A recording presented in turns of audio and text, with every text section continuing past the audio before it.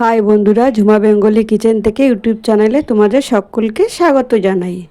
আজকে বানাবো খুবই সুস্বাদু স্বাদের একটা ফুলকপির রেসিপি।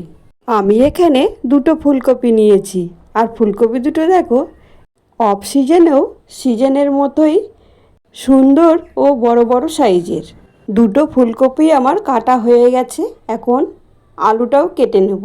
ফুলকপির রেসিপিটি আজ নিরামিষভাবেই বানাবো।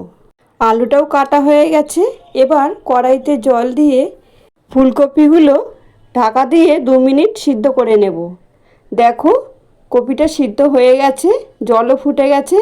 এবার কপিগুলো তুলে নিলাম। ফুলকপিগুলো সব তুলে নিয়ে এবার কড়াইতে তেল দিয়েছি। আবারও ওই সিদ্ধ কপিগুলো তেলে একটু ভেজে নেব।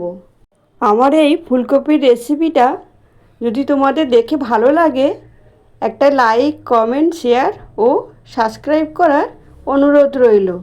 দেখো ফুলকপিগুলো কিন্তু এখন আমার ভাজা হয়ে গেছে। এবার ভাজা ফুলকপিগুলো তুলে নিলাম।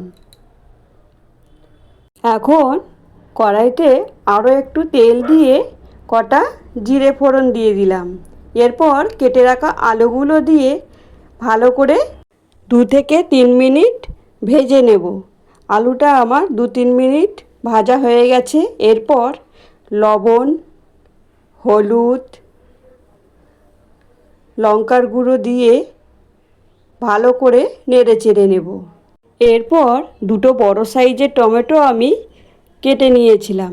এখন টমেটো দিয়ে 2-3 মিনিট নেড়ে চেড়ে একটা ঢাকা দিয়ে ঢেকে দেব, যাতে টমেটোগুলো সিদ্ধ হয়ে যায়।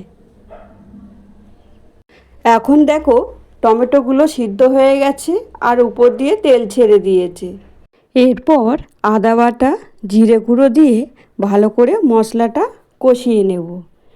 দেখো মশলাটা এভাবে আমি কষিয়ে নেব, যাতে কাঁচা গন্ধ না থাকে। এখন প্রায় মশলাটা কষানো হয়ে গেছে। এরপর জলটা ঢেলে দিলাম।